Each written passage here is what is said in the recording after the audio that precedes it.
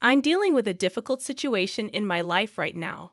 My mom and sister have been taking advantage of me for years, and now it's gotten to a point where I feel like I need to distance myself from them. However, I'm torn because cutting them off would leave them struggling financially, which I find hard to accept. I'm 38 years old, married with 2 kids, and have been living in Ohio for the past 6 years. Originally, I'm from Houston, and my upbringing was tough due to my parents' divorce. My dad accused my mom of infidelity, which led to their separation when I was 10 years old, and my sister was 5. It's unclear whether the accusation was true or not, as my mom never remarried. My dad supported my education but didn't provide for my sister, and my mom didn't contest it. This fueled the belief that my sister might not be my dad's biological daughter.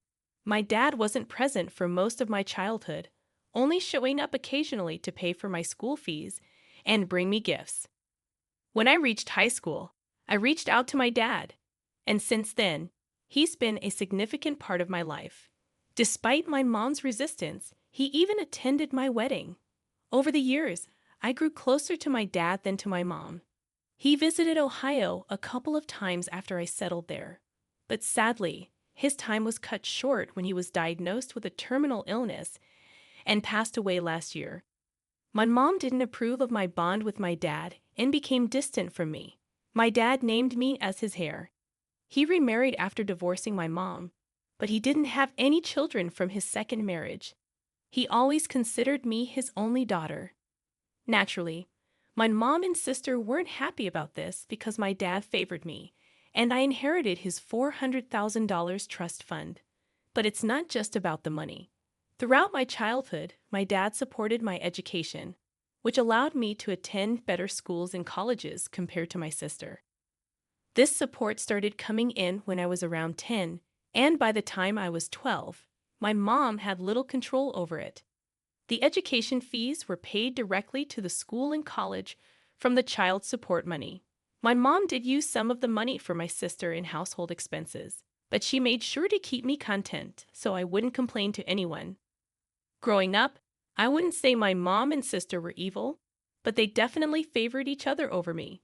I was smart both academically and streetwise, and I didn't let them walk all over me. Maybe that's why my mom never mistreated me. Nowadays, my main issue is the $400,000 inheritance from my dad.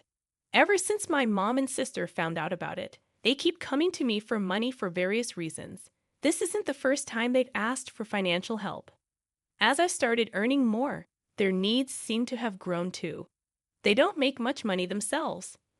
My mom works as a cashier and my sister in sales, but together they don't earn half of what I do. Despite not being very emotionally close, I feel obligated to help them because they're family, and they've never been outright mean to me. A few months back, my mom called me, saying she wanted to renovate our old house. It's been falling apart since my dad left, crumbling walls, damaged ceilings, and faulty wiring. She explained that living there during storms was becoming unbearable. The condition of the house was getting worse, almost as if it might collapse any day. My mom hinted at needing money for renovations during a conversation, mentioning that she had visited the bank for a loan, but found the interest rates too high. It was clear what she wanted, but neither of us directly addressed it. After that talk, I started avoiding her calls, although she didn't usually call frequently. However, last month, she called me several times. When I finally answered, she admitted that it was becoming unsafe to live in the house during bad weather and straightforwardly asked me for $100,000, promising to pay it back in installments. I was taken aback and told her I couldn't lend that much. She then alluded to the inheritance money, which infuriated me, but I didn't want to discuss it further. Eventually, we settled on $50,000 as the maximum amount I could lend her, and she agreed. After agreeing to lend my mom $50,000, I began to regret my impulsive decision. I could have just ignored her request, but now that I'd committed, I didn't feel good about lending such a large sum. My husband suggested lending the money in installments and keeping an eye on the progress of the renovations before giving more. I informed my mom that I would be sending the money in installments.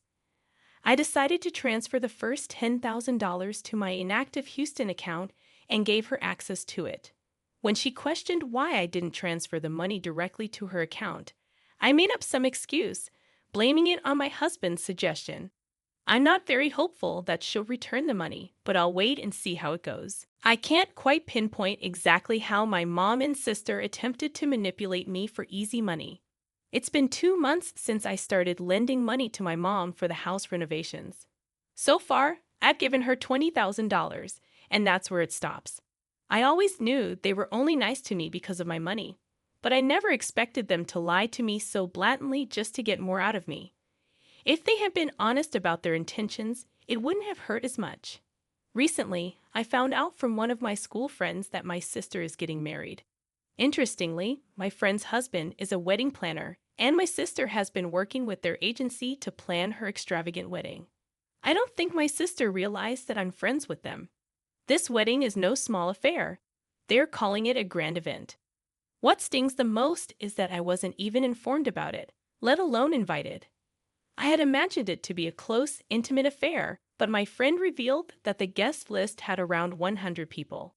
It's disheartening not to be included in even the smallest part of my sister's big day. But what bothers me more is where she got the money to fund such an extravagant wedding. The venue is one of the best in town, with unlimited food, drinks, and top-notch decorations. It leaves me wondering how she managed to afford it all. I decided to check the bank account where I had been sending money for my mom's supposed renovation work. To my surprise, the account was empty. When I called my mom to ask about the progress of the renovations, she claimed that the work hadn't started yet, despite her hiring a renovation company. I couldn't stomach her lies any longer. Although I wasn't certain if they were actually using my money for her wedding, the thought disgusted me. It seemed hypocritical for them to splurge on her wedding while still taking money from me for house renovations. For a moment, I considered flying down to Houston to see for myself what was really going on, but I quickly realized it wouldn't be worth it. Instead, I reached out to my aunt, my father's sister, who lived nearby my mom's house. I asked her if she knew about my sister's wedding, and she confirmed that she did, but she hadn't been invited either. Considering my mom's strained relationship with my father's side of the family, this wasn't surprising. My aunt mentioned that my sister's wedding had become the talk of the neighborhood. It struck me how just a few years ago, their house was falling apart, and they struggled to make ends meet. Now, they suddenly had a brand new house and were throwing a lavish wedding. Feeling dizzy and disoriented, I processed the conflicting information. My mom claimed the house renovations hadn't begun. Yet my aunt said the house was gleaming with new paint. Then it hit me. About 6 months ago, my mom asked me for $20,000 for a knee transplant. Curious, I called her to inquire about the details, fabricating a story about a friend needing orthopedic information. Caught off guard, my mom stumbled over her words. Unable to provide any hospital or clinic details, she quickly made excuses and hung up, later turning off her phone and ignoring my attempts to contact her. Realization dawned on me. The money I gave her for the transplant was likely diverted to the house renovations, while the funds I continued to provide for the renovations were likely funding my sister's extravagant wedding. The shock deepened when I learned that my sister's engagement had been held at my own house, lavishly decorated with lilies and overflowing with wine. I felt utterly blindsided, living in ignorance while my family pretended to be financially struggling, all the while draining money from me. Fed up with their lies and manipulation, I decided to ghost them. I stopped sending money to the account and ignored all attempts at communication from my mom and sister. Even when my sister, who hadn't reached out to me in years, tried to contact me, I remained silent. I refused to be their scapegoat any longer. It doesn't matter that I earn more than them, or that my father left me an inheritance while giving them nothing. Their attempts to leech off me with their deceitful tactics are unacceptable. I've made a vow to myself to sabotage my mom's princess's big day. I was proven right about my mom's behavior when she resorted to calling my husband after I ignored all their attempts at communication. Despite warning my husband not to engage with them, he caved when my mom called him. She started crying, claiming that I had abandoned them and that they desperately needed the money for the ongoing renovation work. My husband, to my dismay, blurted out the truth, exposing their deceitful actions. He told her that we knew about their plan to use my money for my sister's wedding under the guise of house renovations, as well as the falsehood regarding the knee transplant. I was infuriated by my husband's honesty, as I had hoped to make them suffer for their deception. To add insult to injury, my mom bombarded my phone with apologies and excuses. She claimed it was all a misunderstanding and that she had borrowed money from someone else for the house repairs, intending to repay them with my funds. It was just another attempt to deceive me. After numerous calls and messages from my mom, I finally agreed to speak with her on the condition that she told me the truth. Reluctantly, she admitted everything. She confessed that my sister wanted a lavish wedding, but they lacked the funds. So they devised a plan to extract money from me under the guise of house renovations.